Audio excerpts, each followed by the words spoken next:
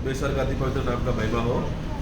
നമുക്കിന്ന് പത്രോസിന്റെ ലേഖനം 1 പത്രോസ് 3-ാം അധ്യായത്തിന്റെ 13-14 വാക്യങ്ങൾ വായിക്കാം. आज हम वचन के मनन के लिए पहला पत्रोस 3रा अध्याय उसका 13 और 14 पढ़ेंगे। यदि तुम भलाई करने के लिए उत्तेजित रहो तो तुम्हारी बुराई करने वाला फिर कौन है? यदि तुम धर्म के कारण धूल भी उठाओ तो धन्य हो, पर लोगों के डराने से मत डरो और न घबराओ। ക്രിസ്തുവിനെ ഹൃദയങ്ങളിൽ കർത്താവായി വിശുദ്ധീകരിപ്പിൻ എന്നുള്ളത്. हाँ, उसका 15 पढ़ना 15। मसीह को प्रभु जानकर अपने अपने मन में पवित्र समझो। हाँ, जो कोई तुमसे तुम्हारी आशा के विषय में कुछ पूछे उसे उत्तर देने के लिए सर्वदा तैयार रहो, पर नम्रता और भय के साथ। बस बस। വേദപുസ്തകത്തില് ലേഖനങ്ങളെ രണ്ടായിട്ട് തിരിക്കാം. हम देखते हैं प्रभु का वचन को 2 भागों में हम बांटते हैं। ലേഖനങ്ങളെ लेखाओं को, पत्रियों को। അപ്പോ റോമലേഖനം മുതൽ യൂദയുടെ ലേഖനം വരെ, हाँ, खास रीति से रोमियो का पुस्तक से लेके यूदा का पुस्तक तक അത് രണ്ടായിട്ട് തിരിച്ച ഒന്ന് ഇംഗ്ലീഷിലെ പൊളൈൻ എപ്പിസൽസ് എന്ന് പറയും, മറ്റൊന്ന് ജനറൽ എപ്പിസൽസ് എന്ന് പറയും. तो ये दोनों भाग में एक हम देखते हैं कि एक है जिसने पौलोस ने लिखा हुआ पत्र और दूसरा है साधारण लिखा हुआ पत्र। പൗലോസ് എഴുതിയ കൂടുതൽ കാര്യങ്ങളും ഉപദേശപരമായ വിഷയങ്ങളാണ്. और पौलोस ने जो पत्र लिखे थे वो अधिकतर उपदेश के आधार पर था। എന്നാൽ യാക്കോബിന്റെ ലേഖനം മുതലുള്ളതാണ് പൊതുവായ ലേഖനം. परंतु याकूब से जब हम जो पत्र जो हम पढ़ते हैं यूदा तक सामान्य रीति के लिए है, ഇത് പ്രാവർത്തിക കാര്യങ്ങളെ കാണിക്കുന്നതാണ്. यानी कि हमारा व्यक्तिगत जीवन में जब अनुभव का विषय आता है तब उस बात में लेख देखते हैं। ക്രിസ്തീയ ജീവിതം പ്രാവർത്തികമാണ്. हाँ, विश्वासियों का जीवन बोला तो कार्य क्रिया अनुसार कार्य में यानी कि अनुभव में है, പ്രാവർത്തികമാക്കാനാണ് ക്രിസ്തു വന്നത്.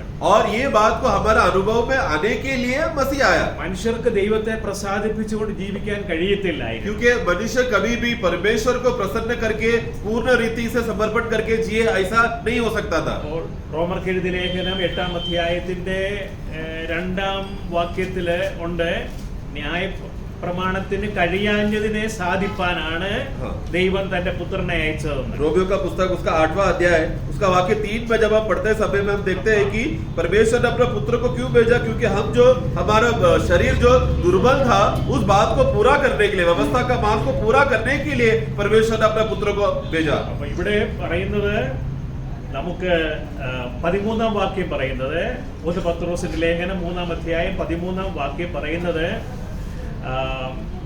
നിങ്ങള് ശുഷ്കാന്തി ഉള്ളവരാണെങ്കിൽ, നന്മ ചെയ്യുന്നതിൽ ശുഷ്കാന്തി ഉള്ളവരാകുന്നുവെങ്കിൽ നിങ്ങൾക്ക് ദോഷം ചെയ്യുന്നത് ആര്? उसका पहला पत्रोस 3 का 13 फिर से पढ़ेंगे। यदि तुम भलाई करने के लिए उत्तेजित रहो हाँ, तो तुम्हारी बुराई करने वाला फिर कौन है? हाँ, फिर कौन है? നീതി നിമിത്തം കഷ്ടം സഹിക്കേണ്ടി വന്നാലും നിങ്ങൾ ഭാഗ്യവാന്മാർ. धार्मिकता के निमित्त अगर तुमको कष्ट सहना पड़े तो तुम धन्य हो। അവരുടെ ഭീഷണത്തിങ്കിൽ ഭയപ്പെടുകയും കലങ്ങുകയും അരുത്. आगे पर लोगों के डराने से मत डरो हाँ। और न घबराओ। ओके, എന്നാൽ ക്രിസ്തുവിനെ നിങ്ങളുടെ ഹൃദയങ്ങളിൽ കർത്താവായി വിശുദ്ധീകരിപ്പീൻ. और 15 का पहला भाग। और मसीह को प्रभु जानकर हाँ। अपने अपने मन में पवित्र समझो। हाँ, बस। അപ്പോൾ നമ്മുടെ വിഷയം ക്രിസ്തു നമ്മുടെ ഹൃദയങ്ങളിൽ വസിച്ചാൽ ഉണ്ടാകുന്ന പരിണിത ഫലമാണ്. हाँ, तो वहाँ पर हमारा विषय आज यह है कि मसीह को अगर हमारे हृदय में प्रभुत्व के रूप में अधिकार दिया तो उसके वजह से होने वाला फल.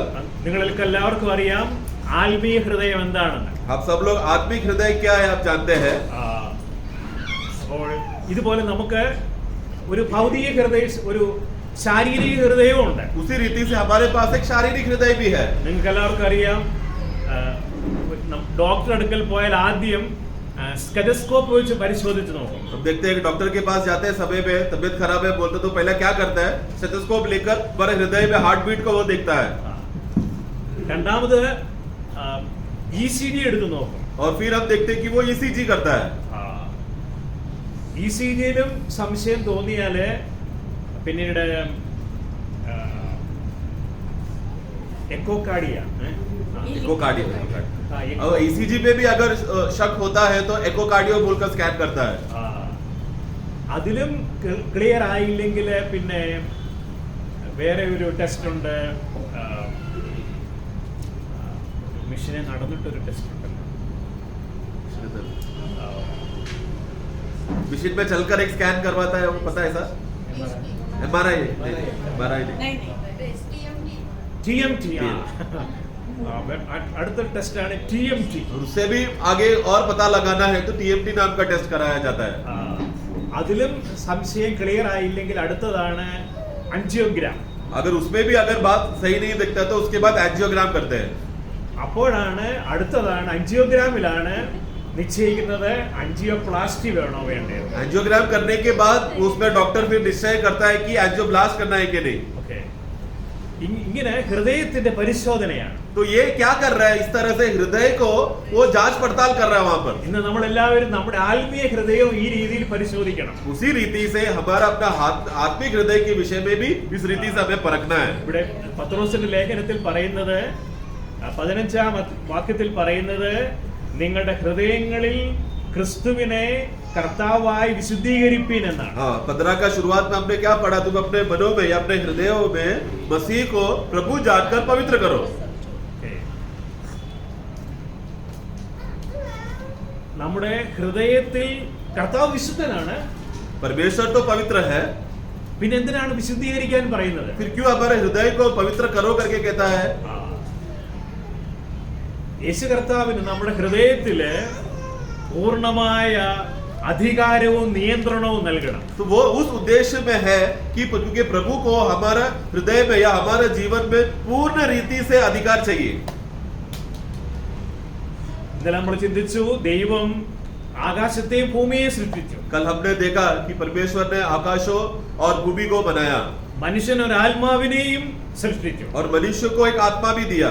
അപ്പോൾ ആത്മാവും ഉണ്ട്, ദേഹിയും ഉണ്ട്. आत्मा भी है, प्राण भी है. അപ്പോൾ ഹൃദയത്തിന്റെ അപ്പോൾ ആ ആത്മാവിന്റെ ഭാഗമാണ് മനസ്സാക്ഷി. और आत्मा का एक भाग है, आप देखते हैं विवेक. ഇവിടെ അതിനെക്കുറിച്ച് പറയുന്നുണ്ട്. 16-ാം വാക്യം. उसका 16 वाक्य पढ़े. ക്രിസ്തുവിൽ നിങ്ങൾക്കുള്ള നല്ല നടപ്പിനെ ദുഷിക്കുന്നവർ നിങ്ങളെ പഴിച്ചു പറയുന്നത് ലജ്ജിക്കേണ്ടതിന് നല്ല മനസ്സാക്ഷിയുള്ളവരായിരിപ്പീൻ. 16 पढ़ेंगे. और विवेक भी शुद्ध रखो, इसलिए कि जिन बातों के विषय में तुम्हारी बदनामी होती है उनके विषय में वे जो मसीह में तुम्हारे अच्छे चाल चलन का अपमान करते हैं लज्जित हो. അപ്പോൾ ക്രിസ്തു നമ്മുടെ ആത്മാവിൽ വസിക്കുമ്പോൾ ഉള്ള നമ്മുടെ ജീവിതം എങ്ങനെ ആയിരിക്കണമെന്നാണ്. तो मसीह हमारे हृदय में आ जाने के बाद उसके बाद हमारा जीवन कैसा होना चाहिए ये लिखा है. നമുക്ക് നമ്മുടെ ആത്മാവിൽ കർത്താവുമായി കൂട്ടായ്മയുണ്ട്. हमें हमारा आत्मा में प्रभु के साथ संगति है, सहभागिता है. അപ്പോൾ മനസാക്ഷി തക്കയോഗ്യമല്ല എങ്കിൽ കൂട്ടായ്മയ്ക്ക് തടസ്സമുണ്ടാകും. अगर विवेक सही नहीं है या अशुद्ध हो जाता है तो संगति में वहां पर रुकावट आता है. ഇവിടെ നമ്മെ സഹായിപ്പാനാണ് യേശു കർത്താവിന്റെ ക്രൂസിൽ യേശു കർത്താവ് ചൊരിഞ്ഞ രക്തം നമ്മെ സഹായിപ്പാനെത്തും. इस अवस्था में है हमें प्रभु यीशु मसीह का लहू जो क्रूस पे हमारे लिए बहाया गया था मदद के लिए उपलब्ध है. നിങ്ങൾക്കത് പരിചയമുള്ള വാക്യമാണ് എബ്രായ ലേഖനം 9:14. हमें ये सब इस वाक्य सब जानते हैं. इब्रानियों की पुस्तक 9:14 में हम पढ़ते हैं. तो मसीह का लहू जिसने अपने आप को सनातन आत्मा के द्वारा परमेश्वर के सामने निर्दोष चढ़ाया तुम्हारे विवेक को मरे हुए कामों से क्यों न शुद्ध करेगा. बस നല്ല മനസ്സാക്ഷി ഇല്ല എങ്കിൽ എന്ത് സംഭവിക്കുമെന്ന് നമുക്ക് നോക്കാം. तो अच्छा विवेक अगर नहीं रहेगा तो उसका परिणाम क्या होगा हम देखेंगे. ക്രിസ്തുവാണ് നമ്മുടെ ഹൃദയത്തിൽ വസിക്കുന്നത്. क्योंकि मसीह है जो हमारे हृदय में बसा हुआ है. അവന് പൂർണ്ണമായ അധികാരവും നമ്മെ ഭരിക്കുവാനുള്ള നിയന്ത്രണവും നാം കൊടുക്കണം. और उन्हें पूर्ण रीति से हमारे अंदर प्रभुत्व करने के लिए, अधिकार चलाने के लिए, नियंत्रण करने के लिए हमें सौंपना है अपने आप को. അവന് കർത്താതി കർത്താവാണ്. क्योंकि वो प्रभुओं का प्रभु है. അത് 21-ാം വാക്യം 22-ാം വാക്യത്തിലാണ് അതേക്കുറിച്ച് പറയുന്നത്. ഇവിടെ उस विषय में 22वें वाक्य में जब पढ़ते हैं पहला पत्रोस का 3:22 അവൻ സ്വർഗത്തിലേക്ക് പോയി ദൈവത്തിന്റെ വലത്തുഭാഗത്തിരിക്കുന്നു, ദൂതന്മാരും അധികാരങ്ങളും ശക്തികളും അവനെ കീഴ്പ്പെട്ടിരിക്കുന്നു. पढ़े. वह स्वर्ग पर जाकर परमेश्वर की दाहिनी ओर बैठ गया और स्वर्गदूत और अधिकारी और सामर्थी उसके अधीन किए गए हैं. हाँ. അപ്പോൾ നമ്മുടെ കർത്താവ് ക്രൂശിക്കപ്പെട്ടു, അവൻ പുനരുത്ഥാനം ചെയ്തു, അതിനുശേഷം അവന് സ്വർഗത്തിലേക്ക് പോയി ദൈവത്തിന്റെ വലത്തുഭാഗത്തിരിക്കുന്നു. हम देखते हैं कि प्रभु यीशु मसीह दुनिया में जिया और वो मरा, पुनरुत्थान हुआ, मरकर पुनरुत्थान होकर जय पाकर वो वहां पर पिता के दाहिने ओर जाकर बैठ गया. ഇനി മാത്രവുമല്ല, ദൂതന്മാരും അധികാരങ്ങളും ശക്തികളും അവന് കീഴ്പ്പെട്ടിരിക്കുന്നു. और उतना ही नहीं, स्वर्गदूत अधिकार और सामर्थ को सबको अधीन किया. എന്നാൽ നമ്മുടെ മനസ്സും വികാരവും തീരുമാനവും അവന് കീഴ്പ്പെട്ടിരിക്കുന്നു എന്നാണ് നാം പരിശോധിക്കേണ്ടത്. परंतु यहाँ पर विषय ये आता है कि हमें परखना है कि हमारा मन, हमारी इच्छा और भावना क्या ये अधीन हुआ है क्या?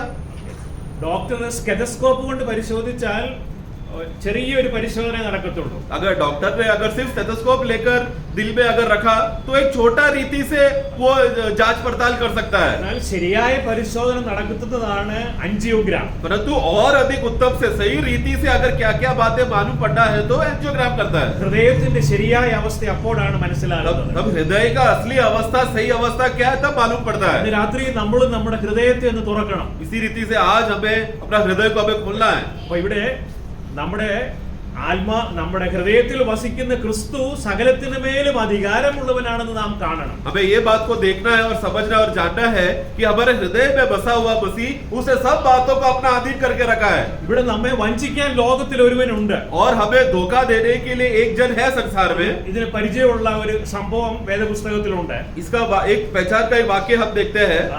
അപ്പോസ്തല പ്രവൃത്തികൾ 5-ാം അധ്യായം, प्रेरितों का कार्य अध्याय 5. നിങ്ങൾക്കറിയാം आप लोग जानते हैं അവിടെ എന്താണ് സംഭവിച്ചതെന്ന്. वहां पर क्या हुआ. ഇത് സഭയുടെ പ്രാരംഭ കാലത്ത് സംഭവിച്ച കാര്യമാണ്. हाँ, ये कलीसिया का शुरुआत के दिनों में हुआ एक घटना है. അവിടെ അന്നത്തെ വിശ്വാസികൾ അവര് എല്ലാം വിറ്റ് അപ്പോസ്തലന്മാരുടെ കാൽക്കൽ കൊണ്ടുവന്ന് വെച്ചു. उन दिनों में विश्वासी लोगों ने क्या किया था, कुछ विश्वासी लोगों ने अपना जो भी कुछ था बेचकर प्रेरितों का पैर में रखा था. അവര് വളരെ സന്തോഷമുള്ളവരായിരുന്നു. और वो लोग बहुत ही तृप्त और आनंदित थे. അവര് ഏക ഹൃദയവും ഏക മനസ്സും वो ഉള്ളവരായിരുന്നു. लोग एक ही मन और एक ही हृदय में एक ही चित होकर थे. 32-ാം വാക്യം പറയുന്നു, ഒന്നും സ്വന്തമെന്നാരും പറഞ്ഞില്ല. सॉरी 4 का 32 पढ़े. ക്ഷമിക്കണം, 4:32. 4:32. विश्वास करने वालों की मंडली एक चित्त और हाँ। एक मन की थी. हाँ। यहाँ तक कि कोई भी अपनी संपत्ति अपनी नहीं कहता था, हाँ। परंतु सब कुछ साझे में था. हाँ. അപ്പോൾ ഇവരുടെ എല്ലാവരുടെയും ഹൃദയത്തില് ക്രിസ്തുവിന് സ്ഥാനമുണ്ടായിരുന്നു. और ऐसा क्यों था? क्योंकि उन सबके हृदयों में मसीह को स्थान था. അതുകൊണ്ട് അവര് ഏക ഹൃദയവും ഏക മനസ്സും ഉള്ളവരായിരുന്നു. जिसके वजह से एक हृदय और एक चित्त में थे. എന്നാൽ 5-ാം അധ്യായത്തിൽ നമ്മൾ കാണുന്നു, परंतु जब 5वां अध्याय में आते हैं ഹൃദയത്തില് സാത്താൻ പ്രവർത്തിച്ചതിന്റെ ഫലം. वहां पर एक व्यक्ति के हृदय में जब शैतान ने कार्य किया तो उसका परिणाम क्या हुआ. അനന്യാസും സഫീറയും കൂടെ അവരുടെ വസ്തുവും വിറ്റു. अनियास और सफीरा ने भी क्या किया, उन लोगों ने भी अपना वस्तु को बेचा. ഇവിടെ 2-ാം വാക്യം പറയുന്നത്, ഭാര്യയുടെ അറിവോടെ വിലയിൽ കുറെ എടുത്തു വെച്ച് ഒരംശം കൊണ്ടുവന്ന് അപ്പോസ്തലന്മാരുടെ കാൽക്കൽ വെച്ചു. 5 का 2 पढ़े.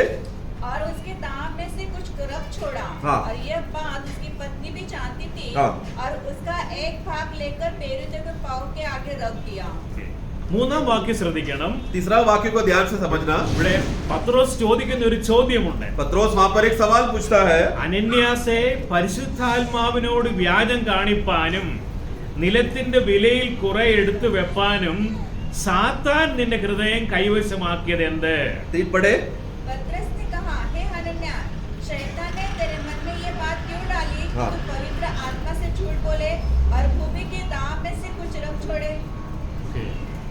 ഈ രീതിയിലാണ് സാത്താൻ ഹൃദയം കൈവശമാക്കുന്നത്. इस रीति से शैतान मौका पाकर हृदय को कब्जा करने देखता है. എങ്ങനെയാണ് ഇത് സംഭവിച്ചത്? कैसा हुआ? ഇവരുടെ നിലം ഇവര് വിറ്റു. पहला उन्होंने अपना भूमि को बेचा. അത് കഴിഞ്ഞിട്ട് ഇവര് തമ്മിൽ സംസാരിച്ചു. और फिर आपस में उन लोगों ने बात किया. ഇവിടെ ഭാര്യയുടെ അറിവോടെയാണ് കുറച്ച് എടുത്ത് മാറ്റി വെച്ചത്. वहां पर अपने 2 में हमने क्या पढ़ा? पत्नी का जानकारी में उसने एक भाग को अलग करके रखा. അപ്പോൾ ആദ്യം മനസാക്ഷി പറഞ്ഞു അങ്ങനെ ചെയ്യരുതെന്ന്. तो शुरुआत में विवेक ने बोला होगा कि ऐसा नहीं करना. എന്നാൽ തമ്മിൽ അവര് സംസാരിച്ചപ്പോൾ ഭാര്യയുടെ നിർബന്ധവും കൂടെ ആയപ്പോൾ തീരുമാനമെടുത്തു. परंतु क्या हुआ रहेगा जब उन लोग दोनों ने आपस में उन लोग ने बात करके निर्णय किया होगा कि क्या करना है करके, उस बातचीत में निर्णय बात को पक्का कर दिया कि थोड़ा अलग रखे. അങ്ങനെ സാത്താൻ ഹൃദയത്തിൽ കടന്നു പ്രവർത്തിച്ചു. इसके वजह से शैतान को अंदर प्रवेश करके उसका हृदयों में कार्य करने के लिए मौका मिला. ഹൃദയം കൈവശമാക്കി. हृदय को कब्जा किया. ഇനി ഫലം എന്താണ്? जिसका फल परिणाम क्या हुआ?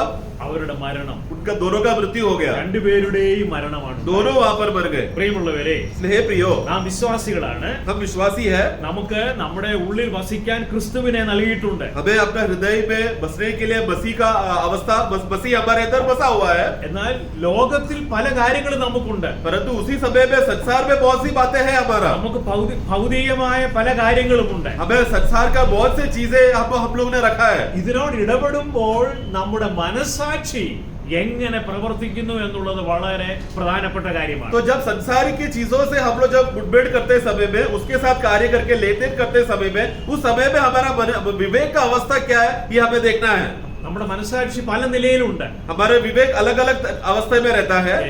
അത് നല്ല മനസ്സാക്ഷിയുണ്ട്, अच्छा विवेक है, അതുപോലെ തന്നെ ശുദ്ധ മനസ്സാക്ഷിയുണ്ട്, शुद्ध विवेक है, അതുപോലെ ദുർമനസാക്ഷിയുണ്ട്. और दूषित हुआ विवेक है. അപ്പോൾ നമ്മുടെ മനസാക്ഷിയെ ദുഷിപ്പിക്കുക എന്നുള്ളതാണ് സാത്താന്റെ തന്ത്രം. तो शैतान तंत्र पूर्वक उसका लक्ष्य क्या है? कैसा भी हमारा विवेक को अशुद्ध करे. ഇത് നമ്മുടെ പ്രാവർത്തിക ജീവിതത്തിലെ ഒരു ഭാഗമാണ്. और ये मतलब ये हमारे व्यक्तिगत जीवन में एक होने वाली बात है. അപ്പോൾ ഇവിടെ പത്രോസിന്റെ ലേഖനത്തിൽ പറയുന്ന ഒരു കാര്യം, तो यहाँ पर पत्रोस में पढ़ते समय वहां पर हमने देखा, ക്രിസ്തുവിന് നിങ്ങളുടെ ഹൃദയത്തിൽ വസിക്കണമെങ്കിൽ നമുക്ക് നല്ല മനസാക്ഷി तो ഉണ്ടായിരിക്കും. मसीह को अगर तुम्हारे हृदय में प्रभुत्व होकर अगर बसना है तो तुम्हें एक अच्छा विवेक होना जरूरी है. പ്രത്യേകിച്ച് ഈ ധനപരമായ കാര്യം, ധനപരമായ വഞ്ചന ഒരു ദിവസം കൊണ്ടല്ല നമ്മൾ ചെയ്യുന്നത്. तो खास रीति से धन का विषय में आते हुए बहुत संभालना है. धन का धोखा एक दिन में नहीं होता. ചിലപ്പോൾ കൊലപാതകം വളരെ പെട്ടെന്ന് നടന്നു വരാം. शायद खून या हत्या करना जल्दी हो जाएगा. ഒരാളോട് ദേഷ്യം തോന്നി ചിലപ്പോൾ പെട്ടെന്ന് നടന്നു വരാം. अचानक मुझे गुस्सा आकर उसी गुस्से में आवेश में आकर तभी मैं मार दूंगा, किसी खून कर दूंगा. എന്നാൽ ധനത്തിന്റെ വഞ്ചന വളരെ ക്രമേണയാണ്. परंतु धन का धोखा वो बहुत धीमे धीमे होता है. ധനം കൊണ്ട് മറ്റു പലരെയും വഞ്ചിക്കുന്നത് മനസാക്ഷിയോട് ഇടപെട്ട് പല പ്രാവശ്യം മനസാക്ഷിക്ക് എതിരായി നിന്നുകൊണ്ടാണ് ഹൃദയത്തെ കഠിനപ്പെടുത്തുന്നത്. धन का धोखा कब होता है? बार बार हमारे विवेक में उस धन के खिलाफ का विषय जब बातें होते समय में बार बार होकर वो विषय हमारे विवेक को दबा दबा कर प्रभु के खिलाफ का अवस्था में हो जाने की वजह से वो धन का धोखे में गिर जाता है. അതുകൊണ്ടാണ് ഇവിടെ പറയുന്നത്, നിങ്ങളിൽ 15-ാം വാക്യം, उसका 15 वाक्य में, 16-ാം വാക്യം പറയുന്നത്, सॉरी 16 में, ക്രിസ്തുവിൽ നിങ്ങൾക്കുള്ള നല്ല നടപ്പിനെ ദുഷിക്കുന്നവർ നിങ്ങളെ പഴിച്ചു പറയുന്നത് ലജ്ജിക്കേണ്ടതിന് നല്ല മനസാക്ഷിയുള്ളവരായിരിക്കും. तो तुम्हारे एक अच्छा विवेक होना चाहिए ताकि जब कोई तुम्हें मसीह के निमित्त तुमको कोई लज्जित करे या कोई बुरा भला बोले तो वो लोग तुम्हारा काम को देखकर वो लोग लज्जित होना चाहिए. Praise the Lord. അപ്പോൾ ഈ അന്ത്യകാലത്ത് നമുക്ക് ഈ ഭൂമിയിൽ ജീവിക്കുവാൻ, വിശ്വാസികളായി വിജയജീവിതം നയിക്കുവാൻ നല്ല മനസാക്ഷി അത്യന്താപേക്ഷിതമാണ്. इन अंतिम दिनों में, अंतिम समय में, इस दुनिया में एक विजय पूर्वक जीवन जीना है तो एक अच्छा विवेक बहुत जरूरी है. യിരെമ്യാവിന്റെ പുസ്തകത്തിൽ പറയുന്നുണ്ട്, ഹൃദയം എല്ലാറ്റിനേക്കാളും വിഷമം. നമുക്ക് വായിക്കാം, യിരെമ്യാവിന്റെ പുസ്തകം 17-ാം അധ്യായം അതിന്റെ 9-ാം വാക്യം. यिर्मयाह का पुस्तक 17 उसका 9 में हम पढ़ते हैं, हृदय का अवस्था. हाँ पढ़ो. मन तो सब वस्तु से अधिक धोखा देने वाला होता है. हाँ बस हृदय जो है सब बातों में धोखा देने का अवस्था में है. അതെന്തുകൊണ്ടാണ് അങ്ങനെ സംഭവിക്കുന്നത്? और ऐसा क्यों है? ആദ്യം ഭൗതിക കാര്യങ്ങളിലേക്ക് നമ്മള് കണ്ണുകൊണ്ടാണ് നോക്കുന്നത്. सबसे पहले बात, शारीरिक बातों को हम अपने शारीरिक आंखों से देखते हैं. കണ്ണിന്റെ പിന്നാലെയാണ് ഹൃദയം പോകുന്നത്. और इस आंखों के पीछे हमारा हृदय जाता है. അത് ഇയ്യോബിന്റെ പുസ്തകം, अय्यूब का पुस्तक 31-ാം വാക്യം, 31वां अध्याय, അതിന്റെ 7-ാം വാക്യം, उसका 7वां वाक्य, 31 का 7. यदि मेरे 31-ാം അധ്യായം 7-ാം വാക്യം. पढ़े.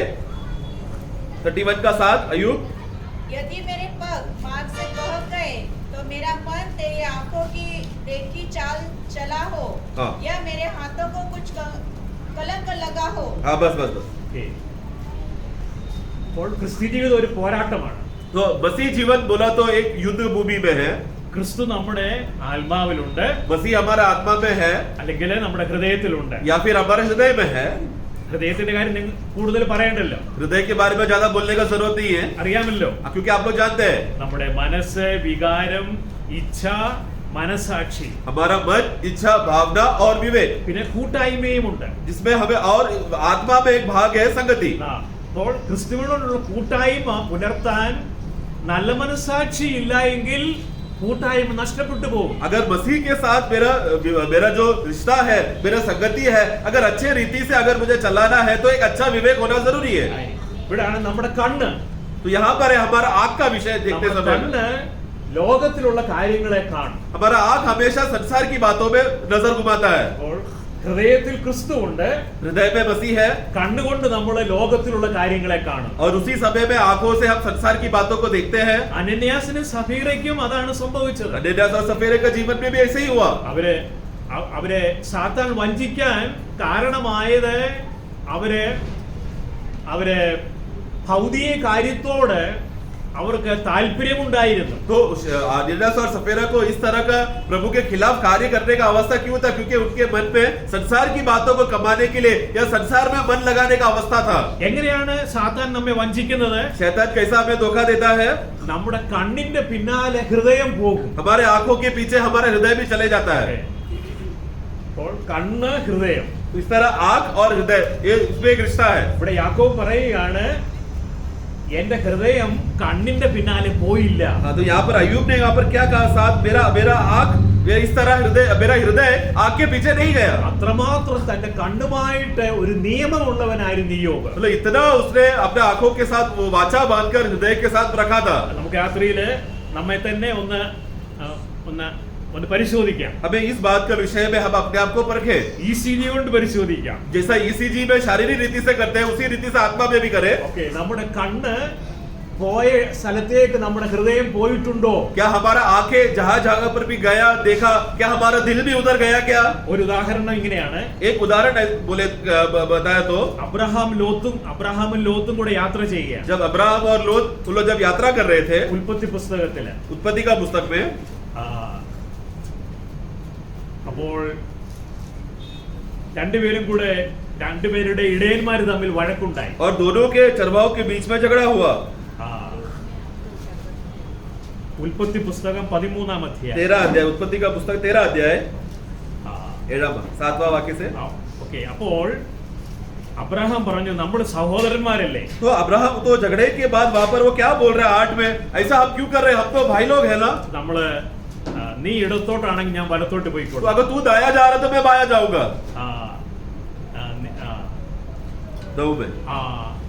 അപ്പോൾ 10-ാം വാക്യം, फिर वाक्य 10 में, ലോത്ത് നോക്കി യോർദാൻ അരികെയുള്ള പ്രദേശമൊക്കെയും നീരോട്ടമുള്ളതെന്ന് കണ്ടു.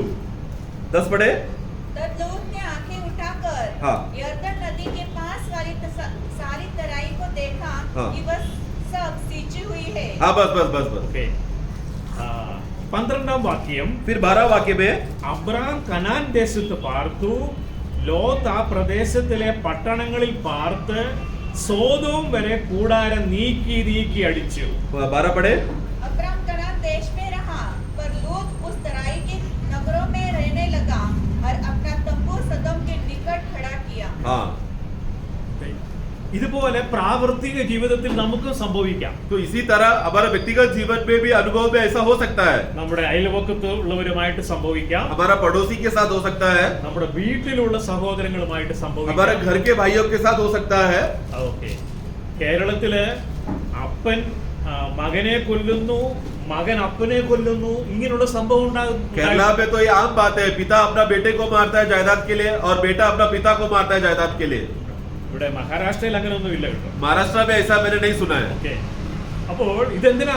ഭൗതിക വസ്തുവിന് വേണ്ടിയാണ്. और ये सब क्यों है? संसार के कुछ चीजों के विषय के लिए है. അങ്ങനെ സഹോദരനോട് വഴക്കുണ്ടാക്കി ലോത്ത് പോയി സോദോമിൽ താമസിച്ചു. और फिर भाइयों के बीच में झगड़ा हो गया तो फिर क्या हो गया, लोत फिर जाकर सोदोम में अपना तंबू बनाया. ശരിയാണ്, ലോത്ത് വളരെ നല്ല സ്ഥലം നോക്കിയാണ് തിരഞ്ഞെടുത്തത്. तो स्वाभाविक रीति से देखा जाए तो ये तो सही है कि लोत ने अच्छा और उपजाऊ जमीन को देखकर उसने तंबू बांधा. എന്നാൽ സഹോദരനുമായിട്ട് വഴക്കുണ്ടായി സോദോമിൽ പോയി.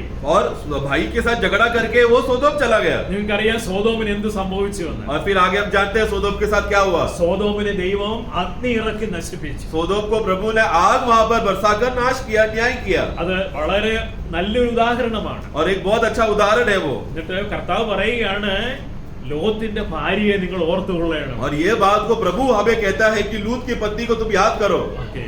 അപ്പൊ ഈ അന്ത്യകാലത്ത് നമുക്ക് നോക്കാനുള്ളത് ഇപ്രകാരമാണ്. കണ്ണിന്റെ പിന്നാലെ പോയ ഒരു മനുഷ്യൻ. तो इसके लिए ये अंतिम समय में हमें एक बात को ये समझना है, सीखना है. जो इस अवस्थे में हम देखते हैं कि एक ऐसा व्यक्ति जिसने अपने आंखों के पीछे पीछे वो व्यक्ति चला गया, उसका मन हृदय चला गया, അവന്റെ ഹൃദയം വഞ്ചിക്കപ്പെട്ടു. उसका हृदय धोखे में गिर गया. അതിന്റെ ഫലമായിട്ട് അവന്റെ ആ ദേശം നശിപ്പിക്കപ്പെട്ടു. और जिसके वजह से उसका फल क्या हो गया, वो देश जिसमें बसा था वो नाश हो गया. അവന്റെ ഭാര്യ ഉപ്പുതൂണായി. उसका पति नमक का खंबा बन गया. അവന്റെ പിൻ തലമുറയും ശപിക്കപ്പെട്ട തലമുറയായി. और आगे का वंश श्रापित हो गया.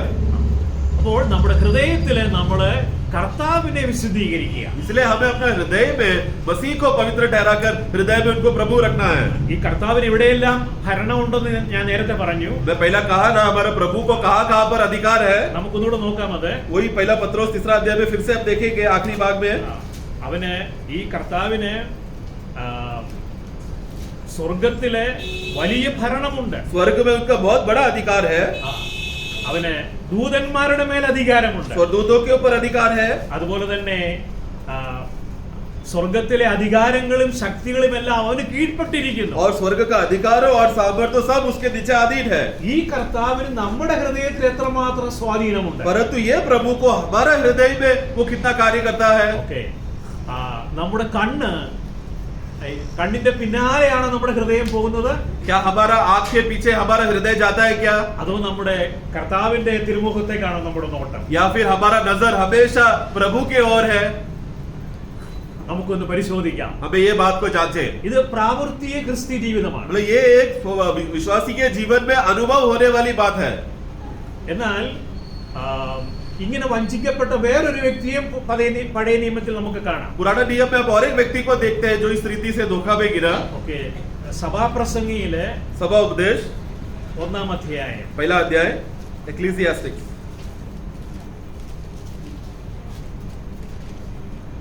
അവിടെ വളരെ ജ്ഞാനിയായ ഒരു മനുഷ്യൻ, एक बहुत ज्ञानवान पुरुष ശലോമോൻ. सोलोमन राजा.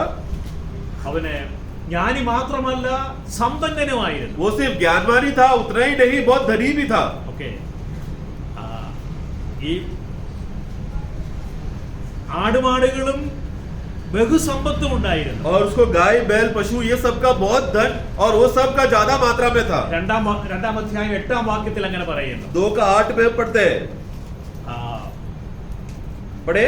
मैंने चांदी और सोना और राजाओं और प्रांतों के बहुमूल्य पदार्थों का भी संग्रह किया. मैंने अपने लिए गायकों और गायिकाओं को रखा और बहुत सी कामिनियां भी जिनसे मनुष्य सुख पाते हैं अपनी कर ली. എന്നാൽ ഇനി 11-ാം വാക്യം വായിക്കാം. और फिर 11 पढ़ते हैं. 11 पढ़े. मैंने फिर से अपने हाथों से सब कामों को और अपने सब परिश्रम को देखा तो क्या देखा कि सब कुछ व्यर्थ और वायु को पकड़ना है और संसार में कोई लाभ नहीं. ഇവിടെ എഴുതിയിട്ടുണ്ട്, എല്ലാ മായയും വൃഥാ പ്രയത്നവും അത്രേ എന്നാ. तो यहाँ पर वो मलयालम में ऐसा लिखा है कि सब माया है और व्यर्थ है, यानी उसके पीछे मेहनत करना व्यर्थ है. ഇനി 10-ാം വാക്യം. फिर 10वां वाक्य में और जितनी वस्तुओं को देखने की मैंने लालसा की उन सबों को देखने से मैं न रुका. मैंने अपना मन किसी प्रकार का आनंद भोगने से न रोका क्योंकि मेरा मन मेरे सब परिश्रम के कारण आनंदित हुआ और मेरे सब परिश्रम से मुझे यही भाग मिला. അപ്പോൾ ഇത് ശലോമോനെ കുറിച്ചാണ് പറയുന്നത്. सोलोमन के बारे में कहता है. ഇദ്ദേഹത്തിന്റെ കണ്ണ് ആഗ്രഹിച്ചതൊന്നും അദ്ദേഹം വിലക്കിയില്ല. जो कुछ उसके आंखों ने देखकर आग्रह किया वो सब बातों को उसने अपने पास अपना वश में किया. എന്നിട്ട് ആ കാര്യങ്ങളൊക്കെ ഇദ്ദേഹത്തിന്റെ ഹൃദയത്തിന് സന്തോഷം കൊടുത്തു എന്നാണ്. और जो भी बात को उसने पसंद किया और कब्जा किया वो सब बातों में अपना हृदय में वो प्रसन्न था. അങ്ങനെ ജീവിച്ച വ്യക്തി പിന്നെ മനസ്സിലാക്കിയ ഒരു കാര്യമുണ്ട്, എല്ലാം വ്യർത്ഥമാണ്, എല്ലാം മായയാണ്. ये सब बातें उसके पास होने के बाद, अनुभव करने के बाद वो क्या कह रहा है कि ये सब व्यर्थ था, माया है, कुछ भी नहीं था. അനുഭവിച്ച വ്യക്തിയാണ്. तो इन्होंने अनुभव किया. അദ്ദേഹത്തിന് അനവധി ഭാര്യമാരും तो ഉണ്ടായിരുന്നു. बहुत से पत्नियां थी. എന്നിട്ട് പോലും അദ്ദേഹം എല്ലാം മായയാണ്, എല്ലാം വ്യർത്ഥമാണെന്ന് എഴുതി और വെച്ചിരിക്കുകയാണ്. फिर भी वो कहता है सब बातें व्यर्थ है, कुछ भी नहीं है. എന്തിന്? നമ്മുടെ ബുദ്ധി ഉപദേശത്തെ എഴുതി और വെച്ചിരിക്കുകയാണ്. ये सब क्यों लिखा है? ये हमारा समझ के लिए लिखा है. ഇദ്ദേഹം സാധാരണക്കാരനായിരുന്നില്ല. ये कोई साधारण व्यक्ति नहीं था. അദ്ദേഹത്തിന് ഒന്ന് രാജാക്കന്മാരുടെ പുസ്തകം 11-ാം അധ്യായം पहला राजा 11 अध्याय में അതിന്റെ 9-ാം വാക്യം, वाक्य 9 में हम पढ़ते हैं. അദ്ദേഹത്തിന് 2 പ്രാവശ്യം ദൈവം പ്രത്യക്ഷനായി. 2 बार उनको प्रभु प्रकट हुआ था. എന്നാൽ फिर भी ഭാര്യമാര് കണ്ട് ഭാര്യമാരുടെ പിന്നാലെ പോയതിനാൽ ഇദ്ദേഹത്തിന് പരാജയമുണ്ടായത്. परंतु उसने पत्नियों के पीछे चला गया और पत्नियों के मुंह में अन्य देवों के पीछे चलकर वो प्रभु के से दूर हो गया. 11-ാം അധ്യായത്തിന്റെ 3-ാം വാക്യം വായിക്കാം. 11 का 3 पढ़ेंगे. उसके 700 रानियां और 300 रथलियां हो गई थी और उसकी इन स्त्रियों ने उसका मन बहका दिया. 4 भी पढ़े. अतः जब सुलेमान बूढ़ा हुआ तब उसकी स्त्रियों ने उसका मन पराए देवताओं की ओर बहका दिया और उसका मन अपने पिता दाऊद के समान अपने परमेश्वर यहोवा पर पूरी रीति से लगा न रहा. हाँ. ഇദ്ദേഹത്തിന്റെ ഹൃദയം അനേക ഭാര്യമാരുടെ പിന്നാലെ പോയി. इसका हृदय क्या हुआ? बहुत से पत्नियों के पीछे चला गया. ഭാര്യമാര് വന്നപ്പോൾ അവര് വിഗ്രഹങ്ങളെയും കൊണ്ടാണ് വന്നത്. पत्नियां जब आया तो उन लोग ने क्या लेकर आया? मूर्तियों भी लेकर आया था. അവരുടെ ദേവന്മാരെയും കൊണ്ടാണ് വന്നത്. उनका देवों को लेकर आया था. ഈ ഭാര്യമാർ എവിടെ ഉള്ളവരായിരുന്നു എന്ന് 11-ാം അധ്യായത്തിന്റെ 1-ാം വാക്യം പറയുന്നുണ്ട്. और 11 का 1 पढ़ते समय में वहां पर हम देखते हैं कि ये कहां कौन से नगरों से पत्नियां आई थी. ഇവരുടെ പിന്നാലെ പോകരുതെന്ന് ദൈവം വിലക്കിയിട്ടുള്ളതാണ്. और इसके पहले ही परमेश्वर ने सोलोमन को चेतावनी दिया था कि इस तरह स्त्रियों के पीछे नहीं जाना. എന്നാലും ഇദ്ദേഹത്തിന്റെ ഹൃദയം ആ സ്ത്രീകളുടെ പിന്നാലെയും പോയി, അവരുടെ ദേവന്മാരുടെ പിന്നാലെയും. लेकिन फिर भी वो चेतावनी को ना मानते हुए उसका मन, उसका हृदय वो स्त्रियों के पीछे गया और स्त्रियों के साथ आया हुआ मूर्तियों के पीछे भी चला गया. ഓക്കെ, 11-ാം അധ്യായത്തിന്റെ 9-ഉം 10-ഉം വാക്യം വായിക്കാം. 11 का 9 और 10 पढ़ेंगे. तब यहोवा ने सुलेमान पर क्रोध किया क्योंकि उसका मन इस्राएल के परमेश्वर यहोवा से फिर गया था जिसने 2 बार उसको दर्शन दिया था. हाँ. और उसने इसी बात के विषय में आज्ञा दी थी कि पराए देवताओं के पीछे न हो लेना, तो भी उसने यहोवा की आज्ञा न मानी. 10-ാം വാക്യം പറയുന്നത്, ശലോമോൻ തന്റെ ഹൃദയം തിരിക്കുകയും യഹോവ കൽപ്പിച്ചത് പ്രമാണിക്കാതെ ഇരിക്കുകയും ചെയ്യുക കൊണ്ട് യഹോവ അവനോട് കോപിച്ചു. वो वहां पर 9-10 में पढ़ते समय में 9 का शुरुआत में सोलोमन ने अपना हृदय में परमेश्वर के खिलाफ मोड़ दिया था, जिसके वजह से परमेश्वर का क्रोध उसके ऊपर आया. ഓക്കെ, എന്നാൽ നമുക്ക് നോക്കാൻ ഒരിടമുണ്ട്. परंतु हमको देखने के लिए एक स्थान है. നമ്മുടെ കണ്ണ് വളരെ പ്രധാനപ്പെട്ടതാണ്. हमारा आंख बहुत ही मूल्यवान है. ഓക്കെ, നമുക്ക് നോക്കാനുള്ള ഇടം എബ്രായ ലേഖനം 12-ാം അധ്യായത്തിൽ കാണാം. हमें देखने का स्थान हम है इब्रानियों का पुस्तक 12 अध्याय में देखते हैं. ഓക്കെ, അവിടെ നമുക്ക് നോക്കാനുണ്ട്. വിശ്വാസത്തിന്റെ നായകനുണ്ട്. हम लोग वहां पर विश्वास का कर्ता को आप देखते हैं. ഓക്കെ, അവന് 2-ാം വാക്യം 12 का 2. और विश्वास के कर्ता हाँ. सिद्ध करने वाले यीशु की ओर ताकते रहे. बस ताकते रहे. ഈ കർത്താവ്, ഈ യേശു അവനെ ക്രൂശിനെ സഹിച്ചവനാണ്. और ये यीशु ने क्या किया? तो उन्होंने क्रूस को सहा था. ഓക്കെ, അവനെ ക്രൂശിനെ സഹിക്കുമ്പോൾ അവനെ മുൻപിലുള്ള സന്തോഷമാണെന്ന് ഓർത്തത്. और जब वो उस क्रूस का अपमान को सहते समय में सामने रखा हुआ आनंद को देखा था. ക്രൂശിനെ സഹിക്കുമ്പോൾ അവന് മുൻപിലുള്ള സന്തോഷം ഓർത്ത് അപമാനം അലക്ഷ്യമാക്കിയവനാണ്. सामने रखा हुआ आनंद को देखकर जो भी लज्जा, जो भी कष्ट उसके पास आया, वो सब उसने आनंद से सह लिया. ഈ കർത്താവിലേക്കാണ് നമ്മൾ നോക്കേണ്ടത്. ये प्रभु की ओर हमें देखना है. ഈ കർത്താവ് നമ്മുടെ ഉള്ളിലുണ്ട്, വസിക്കുന്നു. ये प्रभु हमारे हृदय में बसा हुआ है. ഓക്കെ, അപ്പോൾ അങ്ങനെയുള്ളവരെ പരിശുദ്ധാത്മാവ് സഹായിക്കുന്നത് ക്രൂശിക്കപ്പെട്ടവനായ ക്രിസ്തുവിനെ നോക്കാനാണ്. तो ऐसे व्यक्ति जिसके अंदर प्रभु बसा हुआ है, पवित्र आत्मा क्या करेगा? ऐसे विश्वासियों को क्रूस पे चढ़ा हुआ मरकर जी उठा हुआ ये प्रभु जो हमारे हृदय में है उसकी ओर मुड़ाता है. മൂന്നാം വാക്യം പറയുന്നത്, उसका तीसरा वाक्य में पढ़ते हैं 12:3. നിങ്ങളുടെ ഉള്ളിൽ ചിലപ്പോൾ ക്ഷീണിച്ച് മടുത്തു പോയെന്ന് വരാം. शायद आप लोग जीवन में थकावट आकर आप लोग थक कर गिर सकते हैं. ആ സമയത്ത് ഇവനെയാണ് ധ്യാനിക്കേണ്ടത്. उस समय में इतना कष्ट सहा हुआ प्रभु की ओर देखना है. ഈ രീതിയിലാണ് നമ്മള് ക്രിസ്തുവിനെ ഹൃദയത്തില് വിശുദ്ധീകരിക്കേണ്ടത്. इस रीति से हमारे हृदय में क्या करना है? इस प्रभु को पवित्र ठहराना है. Praise the Lord. കാരണം കർത്താവ് നമ്മുടെ ഹൃദയത്തിലേക്ക്, സങ്കീർത്തനക്കാരൻ പറയുന്ന ഒരു വാക്യമുണ്ട്. भजन संगीता में एक वाक्य पढ़ते हैं 139 സങ്കീർത്തനം 139. അതിന്റെ ഒടുവിലത്തെ വാക്യം. उसका शुरुआत का वाक्य में हे यहोवा, तूने मुझको सॉरी आखिरी वाक्य. हे परमेश्वर, मुझे जांच कर जान ले. हाँ. मुझे परख कर मेरी चिंताओं को जान ले और देख कि मुझ में कोई बुरी चाल है कि नहीं. हाँ. और अनंत मार्ग में मेरी अगुवाई कर. മലയാളത്തിൽ ഇങ്ങനെയാണ് എഴുതിയിട്ടുള്ളത്, വ്യസനത്തിനുള്ള മാർഗം എന്നിൽ ഉണ്ടോ എന്ന് നോക്കി ശ്വാശ്വത മാർഗത്തിൽ എന്നെ നടത്തണമേ എന്ന. मलयालम में ऐसा लिखा है कि दुष्टता का अगर कोई भी मार्ग अगर मुझ में है तो मुझे बता और मुझे अनंतता का मार्ग की ओर चला. ഓക്കെ, ഇംഗ്ലീഷിൽ എവർ ലാസ്റ്റിംഗ് എന്നുള്ള കാര്യം പദമാണ്. हाँ, मतलब अंग्रेजी में अनंतता का मार्ग में चलाओ ऐसा लिखा है. ഇന്ന് രാത്രിയിൽ നമ്മളും നമ്മുടെ ഹൃദയത്തെ പരിശോധിക്കണം. उसी तरह ये समय में हम अपने हृदय को परखना है. നമ്മള് ലോത്തിനെ കണ്ടു, ശലോമോനെ കണ്ടു, अपने लूत को देखा, सुलोमोन को देखा നമ്മുടെ കർത്താവായ യേശു ക്രിസ്തുവിനെ കണ്ടു. और प्रभु को भी देखा.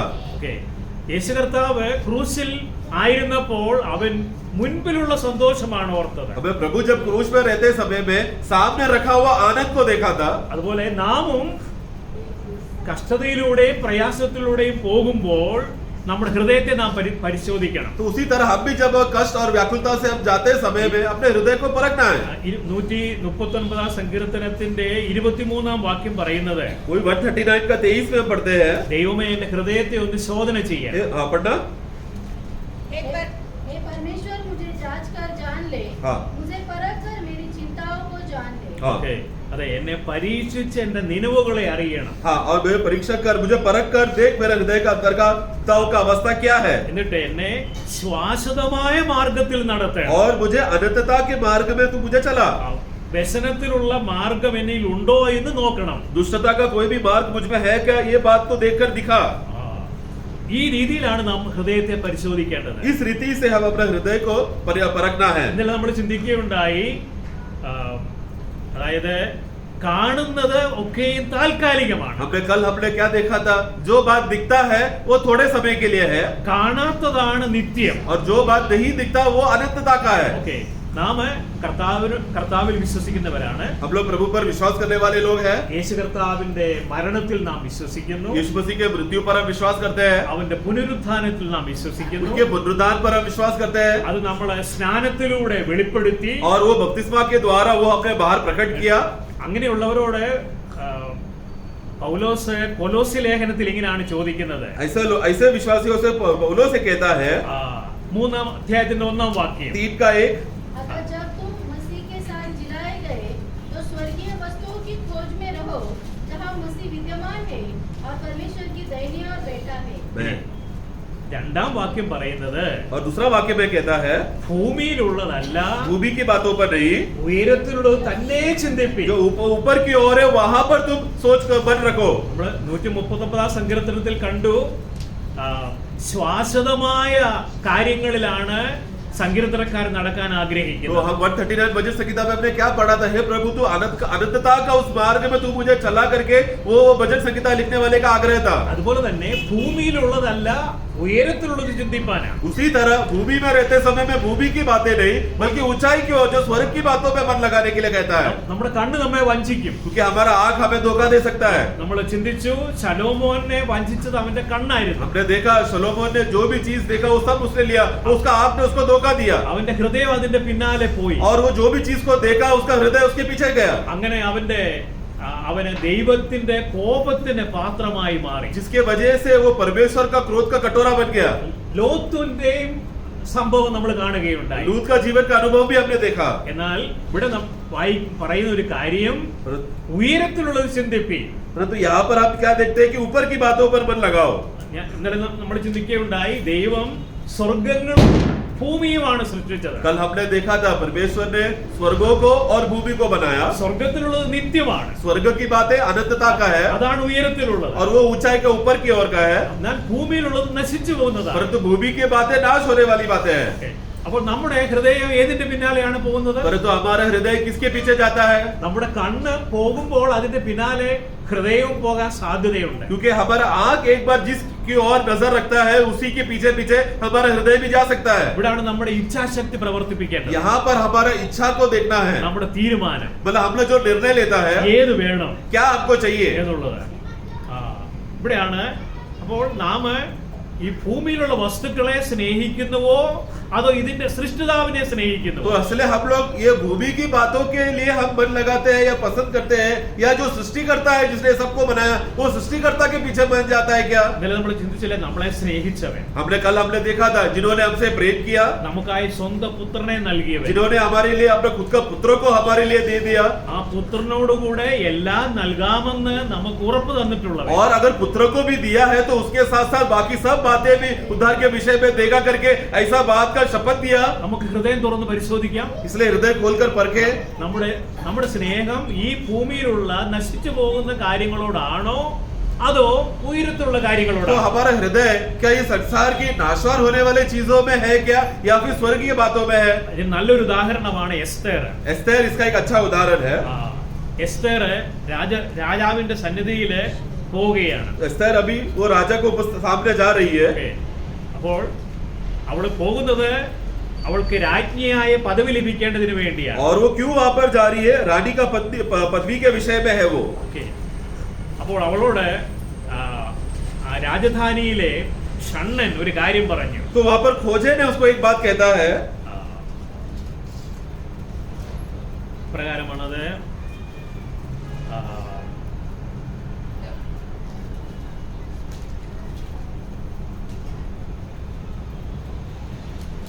രണ്ടാം അധ്യായത്തിന്റെ 15-ാം വാക്യം. 2:15 एस्तेर 2:15. जब मोर्देकै के चाचा अबीहैल की बेटी एस्तेर, जिसको मोर्देकै ने बेटी मानकर रखा था, उसकी बारी आई कि राजा के पास जाए, तब जो कुछ स्त्रियों के प्रबंधक राजा के खोजे नेगे ने उसके लिए ठहराया था, उससे अधिक उसने और कुछ न मांगा. ഓക്കേ, ഇതാണ്. हाँ. അപ്പോൾ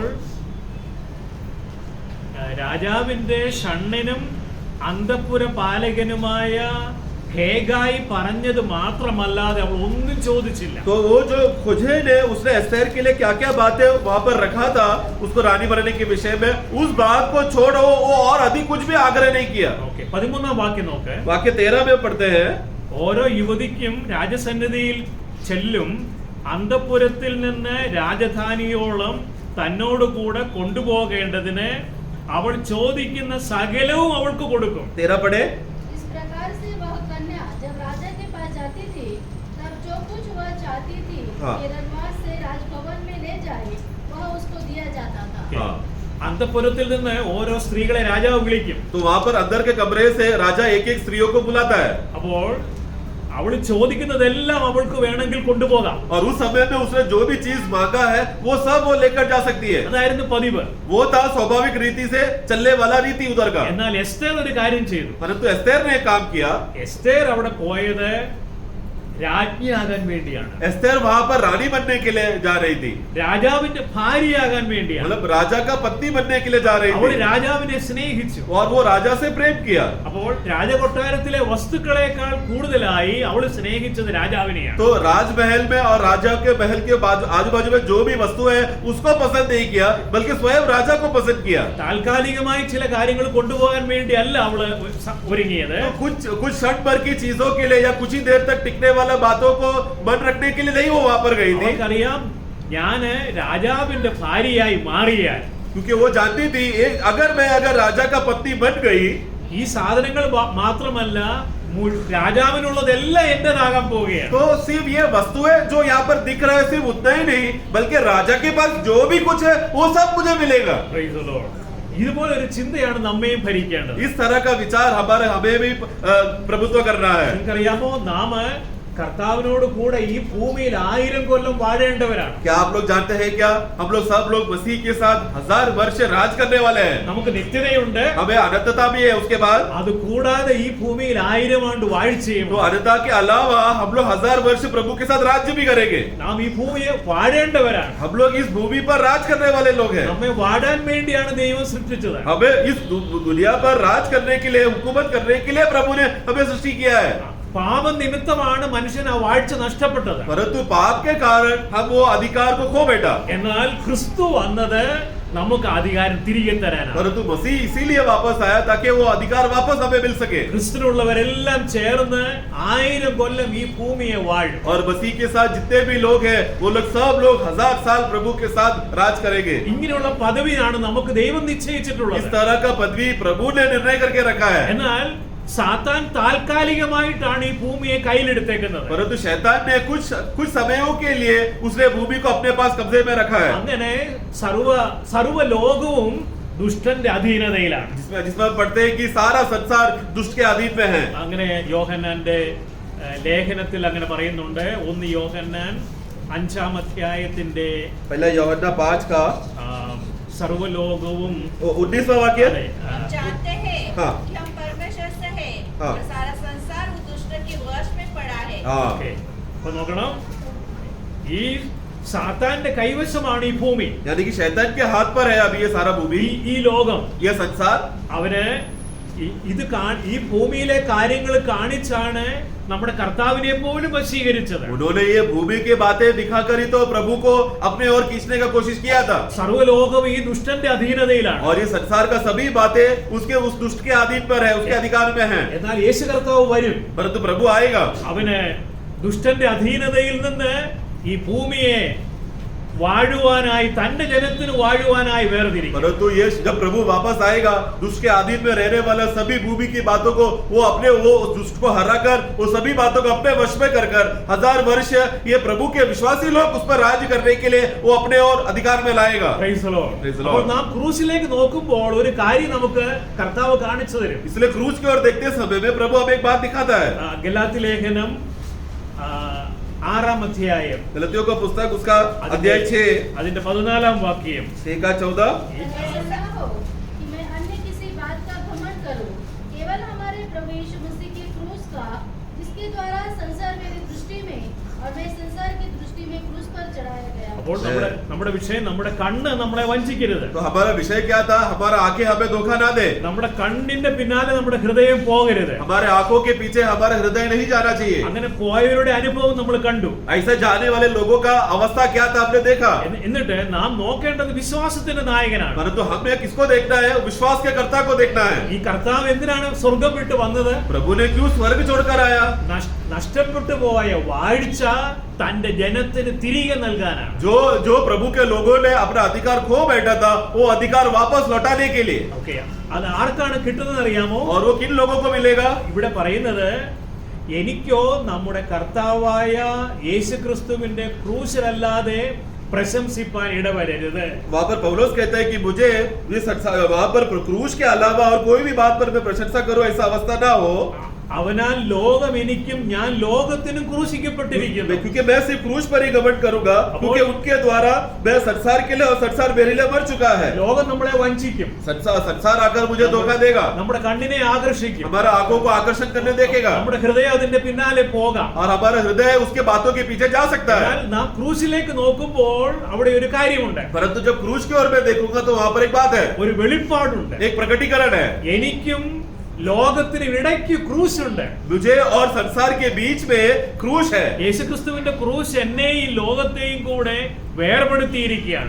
यीशु मसीह का क्रूस ने मुझे और संसार को अलग कर दिया है. ഞാൻ ലോകത്തിലെ കാര്യങ്ങൾക്കുള്ളവനല്ല. मैं अभी संसार की बातों के लिए नहीं हूँ, പിന്നെയോ परंतु എനിക്ക് വേണ്ടി മരിച്ചവനും बल्कि मेरे लिए जिन्होंने मरा, എനിക്ക് വേണ്ടി मेरे ഉയർത്തെഴുന്നേറ്റവനും लिए जो जी उठा എനിക്ക് വേണ്ടി ഇനിയും വരുന്നവനും और मेरे लिए जो वापस आने वाला है സകലത്തിന്റെ മേലും വാഴ്ചയുള്ളവനും और सभी चीजों के ऊपर अधिकार करने वाला प्रभु के ऊपर ക്രിസ്തുവിന് വേണ്ടിയുള്ളതാണ്. उस मसीह के लिए मैं हूँ. അവന്റെ രക്തമാണ് എന്നെ എന്നെ വീണ്ടെടുത്തത്. उनका लहू है जो मुझे मुक्ति का दाम के लिए चुकाया. എന്നെ ദൈവം വിലയ്ക്ക് വാങ്ങിയതാണ്.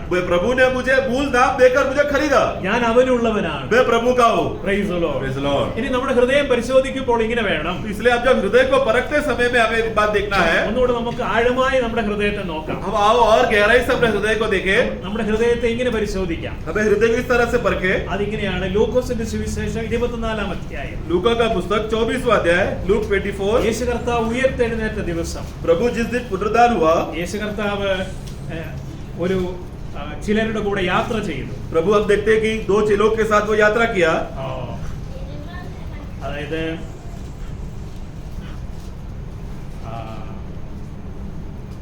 അന്ന് 2 പേർ എന്നത് ലൂക്കോസിന്റെ സുവിശേഷം 24-ാം അധ്യായം 13 അതെ 13-ാം 13 वाक्य. उसी दिन उनमें से 2 जन इम्माउस नामक एक गांव को जा रहे थे जो यरूशलेम से कोई 7 मील की दूरी पर था. हाँ. ഓക്കേ. ഇനി 15-ാം വാക്യം. फिर 15. और जब वे आपस में बातचीत और पूछताछ कर रहे थे तो ओके. यीशु आप पास आकर उनके साथ हो लिया. ഓക്കേ.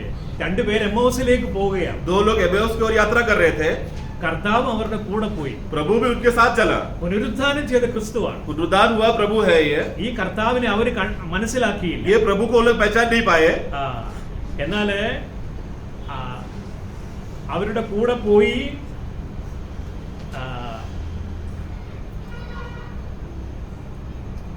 അനേക കാര്യങ്ങൾ അവരെ കർത്താവ് അവരോട് പറഞ്ഞു. और बहुत से बातें उनको बताया गया. 26-ാം വാക്യം വായിക്കാം. 26वां वाक्य 27 और 26 और 27.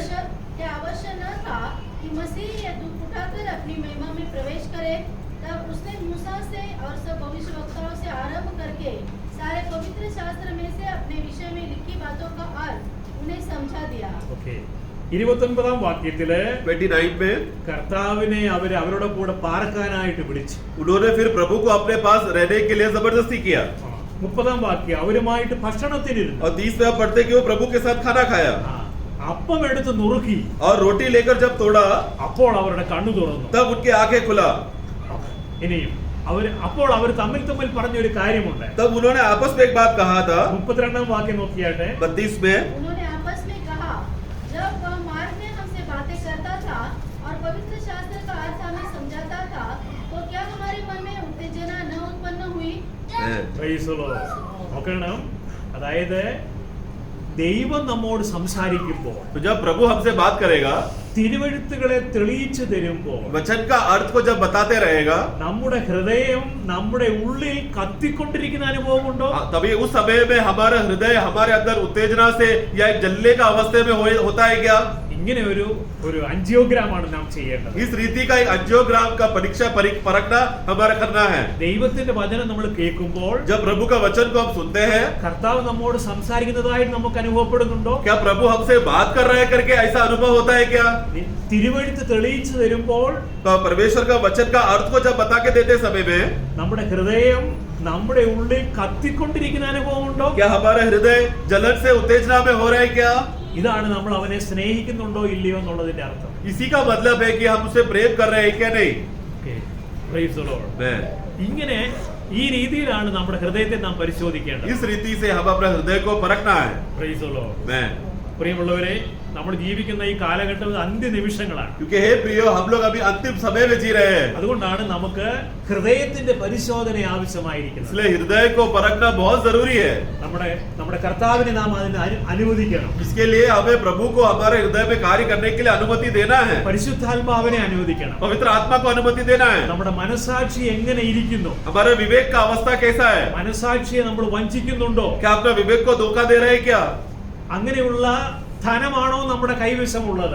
उस ऐसे बातें या धन की बातें है कि हमारे पास जो हमारे विवेक को धोखा दे रहा है? അനന്യാസിനും സഫീറയ്ക്കും സംഭവിച്ചത് നമുക്കും ചില താക്കീത് നൽകുന്നതാണ്. अनन्यास और सफीरा का जो घटना यहाँ पर जो लिखा गया है वो हमारे लिए चेतावनी है. ഇതിനുവേണ്ടി പൗലോസ് തിമോത്തിയോസിന് ലേഖനം എഴുതുമ്പോൾ പറയുന്നുണ്ട്. तिमोथियोस का पुस्तक में जब पौलुस लिखते समय में कहता है, ഇങ്ങനെ ആണ് വിശ്വാസികള്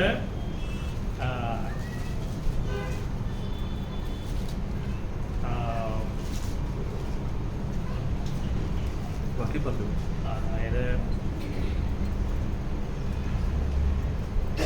എബ്രായ ലേഖനം 13-ാം അധ്യായത്തിന്റെ 5-ാം വാക്യം. इब्रानियों 13 का 5. तुम्हारा स्वभाव लोभ रहित हो, हाँ जो तुम्हारे पास है उसी पर संतोष करो, हाँ क्योंकि उसने आप ही कहा है, मैं तुझे कभी न छोड़ूंगा और न कभी तुझे त्यागूंगा. आमेन आमेन. അപ്പോൾ ഉള്ളതിൽ തൃപ്തരാകാൻ നമുക്ക് ഇഷ്ടമില്ല. परंतु जो बात है उसमें तृप्त होने के लिए हमें आनंद नहीं है, उसमें खुशी नहीं मिलता. ഇന്നലെ നമ്മൾ ചിന്തിക്കുകയുണ്ടായി, നമ്മുടെ അയൽവാസി ഒരു ഭവനം പണിതാൽ അതിനേക്കാൾ വലിയത് പണിയാനുള്ള ഒരു താല്പര്യം നമുക്കുണ്ടാകാം. कल मैंने एक उदाहरण दिया था. कल अगर हमारे पड़ोसी ने अगर एक घर बना लिया तो उससे भी बड़ा घर बनाए करके ऐसा व्याकुलता और चिंता हृदय में आने लगता है.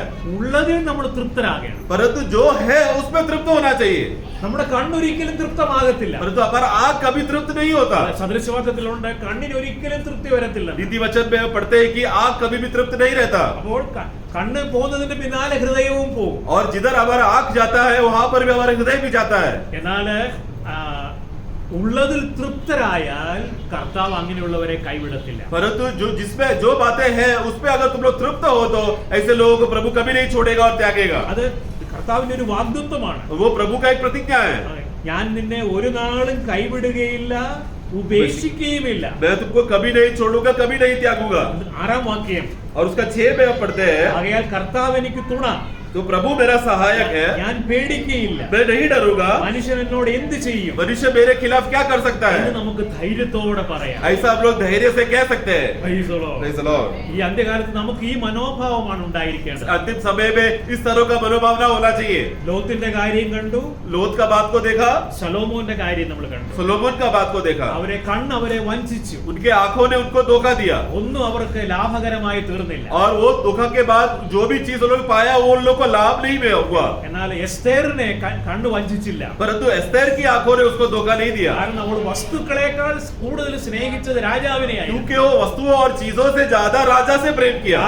രാജകൊട്ടാരത്തിലെ വസ്തുക്കളെക്കാൾ അവള് നോക്കിയതും ഇഷ്ടപ്പെട്ടതും രാജാവിനെയായി. राजमहल के वस्तुओं से भी ज्यादा मूल्यवान महल में बैठने वाला राजा के और उसका मन था. അതുകൊണ്ട് നമുക്ക് ഇന്ന് രാത്രി നമ്മളെ തന്നെ പരിശോധിക്കണം. इसलिए आओ इस समय में आप अपने आप को जांचें. നശിച്ചു പോകുന്ന ഈ താൽക്കാലിക കാര്യങ്ങളുടെ പിന്നാലെയാണോ നമ്മുടെ കണ്ണു പോകുന്നത്? नाशवान होने वाली चीजें जो थोड़े समय के लिए इस दुनिया में, क्या उसकी ओर हमारे आंखें जा रहे हैं क्या? അതെ, നമ്മുടെ കണ്ണിന്റെ പിന്നാലെ നമ്മുടെ ഹൃദയം പോകുന്നുണ്ടോ? और आंखें जाते समय में उसके पीछे हमारे हृदय जा रहे हैं क्या? അങ്ങനെയുള്ള ശരിയായ ഒരു പരിശോധനയോടുകൂടെ നമുക്ക് പോകാം. इस रीति से, सही रीति से जांच पड़ताल करें. നമുക്ക് പ്രാർത്ഥിക്കാം ഇങ്ങനെ. हमें भी इस रीति से प्रार्थना करें.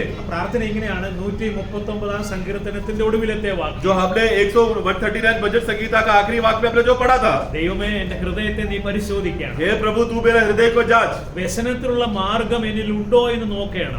दुष्टता की कोई भी बातें मुझ में है क्या, देख, मुझ पे जांच पड़ताल कर. അപ്പൊ എന്റെ താല്പര്യം ശാശ്വതമായ കാര്യങ്ങളിലായിരിക്കും. मेरा दिलचस्पी जो अनंतता की बातों में उस पर होना चाहिए.